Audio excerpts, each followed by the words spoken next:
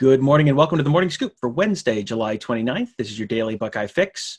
I'm Tom Orr. Tuesday afternoon, Ohio State sent an email to all of its season ticket holders with a major update on what things might look like inside the Horseshoe this fall. Buckeye Scoop beat reporter Tony Gerdeman joins me this morning to run through what it all means. And Tony, the headline here is that not more than 20% of those seats inside the Horseshoe are going to be full this fall. Yeah, and I know that kind of comes as maybe a disappointment or a surprise to some people, but this is also pretty much what Gene Smith told us 2 odd months ago when we talked to him about the capacity in Ohio Stadium when he threw out the number of 22,000 and we all ran with it. And he's like, whoa, hold on. It could also maybe be 50,000, it could be up to 50%. And so now the news comes out that, it's not going to be more than 20%. From the email that they sent to all of the season ticket holders. And of course, the first sentence or so of that email says, there's been no decision on the season yet. So keep that portion in mind. But if there is a season, it's not going to be more than 20%, which comes out to about 20,550 some people. Yeah, this is a best case scenario. And the best case scenario is not what the best case scenario looked like 6 weeks ago, but I think probably most people would gleefully take 20,000 people inside Ohio Stadium this fall at this point. And, those 20,000 people who are in there, it's going to look a little bit different for them. They listed a whole bunch of different rules that they had in place now. Can you sort of run through some of those for people who may not have gotten to read that email?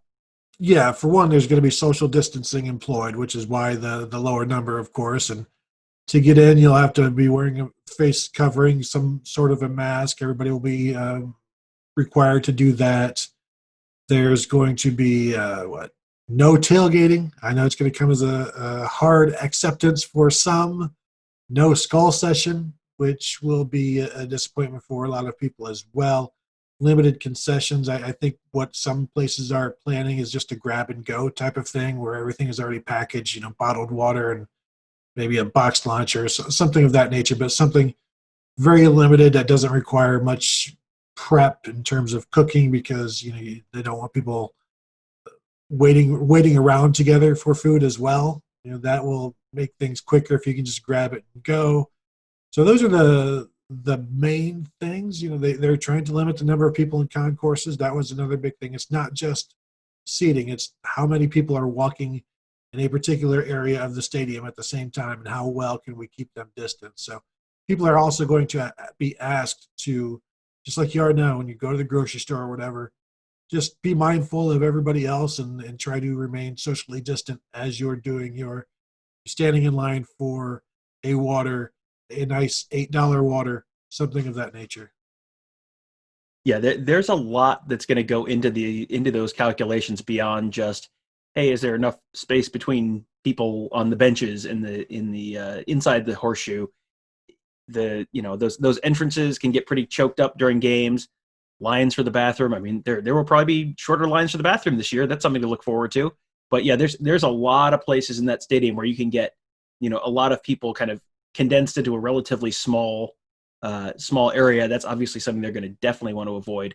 The way they are breaking this down is kind of interesting because the people who have up to 10 season tickets, it says will get a maximum of 2.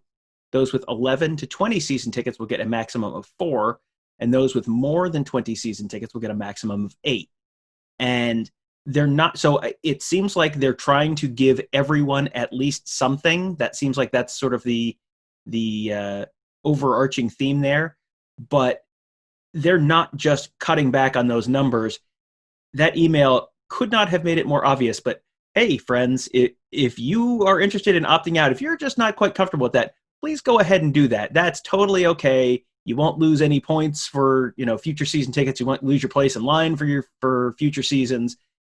It sure read like, hey, you would make our lives a lot easier if some of you guys decided, yeah, you know what, I can watch from home this year.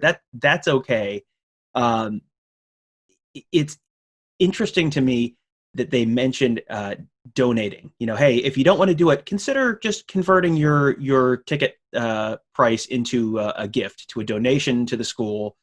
I think that's an indication, just another reminder that, there is some real financial strain going on here, because that athletic department is not going to get anything close to its full ticket allotment. They missed out on their NCAA tournament payment last spring. There is a lot in there that is just kind of a reminder that, they really, really, really want to play football, and they really, really want to have fans in there, because any money that they have to return to fans is bad news for them in terms of, the longer term health of the athletic department. And that's going to be, I think, a constant theme pretty much all the way around the country this year. There's some interesting messages in there where, as they're explaining, you'll have to wear masks and it's limited. The concessions are limited and this is limited. It's almost like they're maybe trying to talk people out of coming. How you couch something. It's like, yeah, I mean, we could go, but it's gonna be crowded. The prices are expensive, and you're as you're describing something, you're trying to talk somebody out of it, and yet at the same time, they need as close to that capacity as they can get, so that they can make as much revenue as possible. And then, yes, if you don't want to go, we would still very much like your money. And they did say, like, you'll get points for your donation to apply to next season's season ticket choices, or however they do that. But like, if you do donate the cost of your tickets, you'll at least get something for them. If it wouldn't be tickets, but you could get points to future choices. And so, yeah, if they could get that capacity, and then also have thousands of others just go ahead and donate the cost of their tickets, they would be quite happy. I would think. The really interesting part of this is that for the last few years, the trend nationally has been, you're begging people to come out to the games. There are places that are below capacity and that have never been below capacity before. And Ohio State very recently had their first non-sellout game since 2014 or something. And that's a national trend. And there's all sorts of reasons for that, with TV timeouts and, hey, the home viewing experience is much better than it was before and all of that. But yeah, it is interesting to see that whole dynamic flip where, 12 months ago, it was, how can we possibly make sure we get this stadium as full as humanly possible? And now the concern is very much the opposite direction.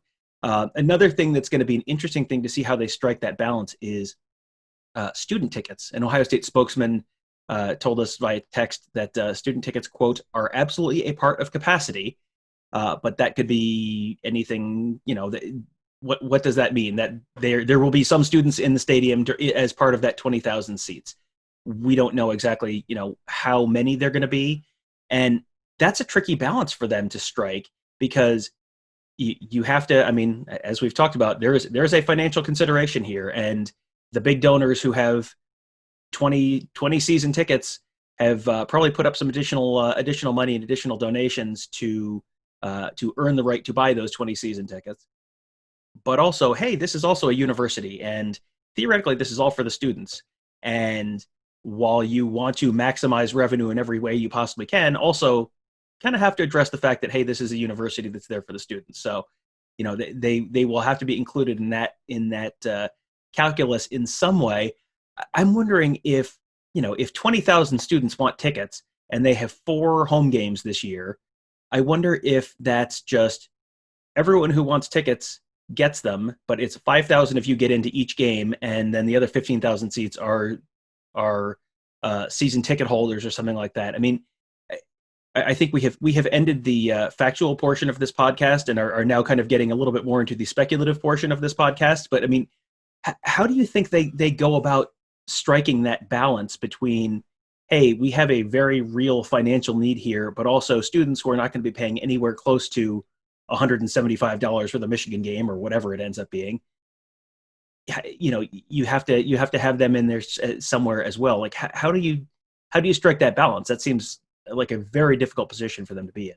Yeah, I think with the season ticket holders who have been season ticket holders for years, those are your, let's call them adults. And so they would make adult decisions. Like someone would be like, you know what, I'm not going to go to the games this year. Now, college kids, are they as concerned about COVID-19 as everybody else? No. So I don't know if you say 20,000 season students can have tickets, you might get 20,000 students and be like, yeah, I want tickets. So you might have to dial that number down a bit. I don't know what that number is, but like imagine you're the guy in the ticket office that has to call up Jack Nicklaus. Be like, Mr. Nicklaus, your 24 season tickets this year have to we're only going to be able to get you 4 because Chad Medina, a junior who has not yet chosen a major, is going to get season tickets this year. So we're only going to be able to satisfy 4 of your family and your party. And so thank you for the many years of donations and your support. But that's really what we have for you. And then, of course, poor Jack Nicklaus has to decide which other 3 people are going to get, season tickets with him. And then how many issues does that create at home? Probably quite a lot. But yeah, how do you, maybe that's what's taking so long. We're like, what do we do with the students? You have to include the students. But the fewer students you include, the more money you make. But I agree, like guaranteeing students 1 ticket, like 1 game, is probably the best way to go and probably the way they will do it. That's how you can make more students happy. It makes the Michigan game more of a big thing with them because it's almost a lottery system now. Like you're not guaranteed. You don't know which game you're going to get. It might be, I don't know, Illinois, not this year, but you could get somebody like that. It could be Rutgers, or you could get Michigan. And if that's not the very definition of lottery, I don't know what is. I'm still stuck on the image of Jack Nicklaus standing outside the Horseshoe with 2 fingers in the air trying to scalp tickets before the game. Probably not going to be how that all shakes out. But, if it is, would not be the strangest thing that happened this year. Yeah, it would be interesting to find out if the same number of students are going to get tickets to each game.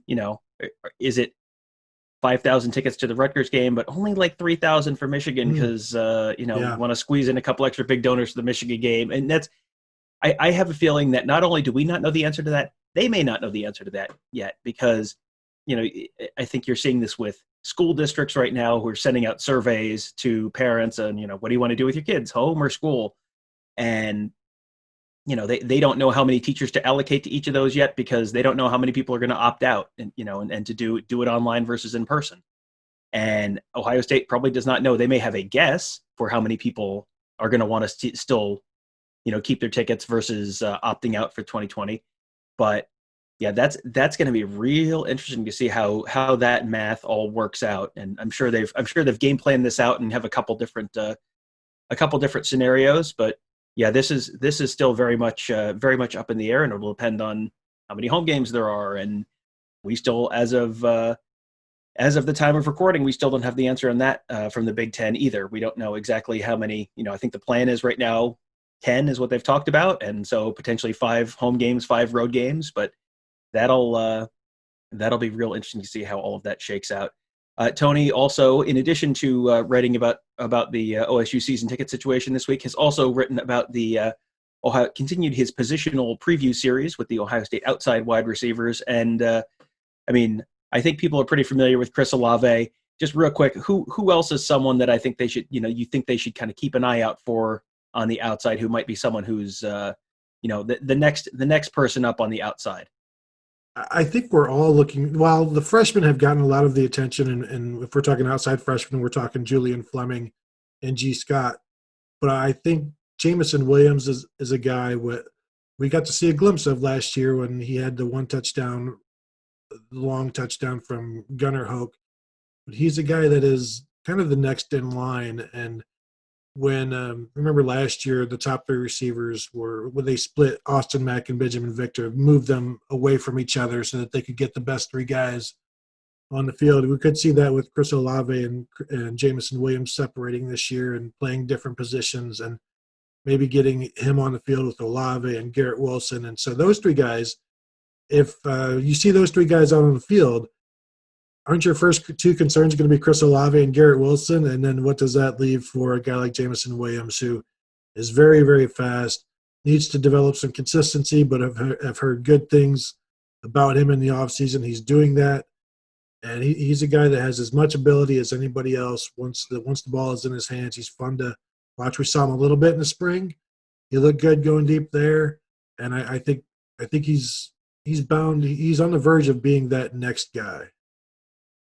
It does seem like one of the, the top couple guys at Ohio State are very clearly All-American caliber receivers in Wilson and Olave. But this is where, like, Michigan has run into problems over the years. It's like, oh yeah, they've got two very good corners.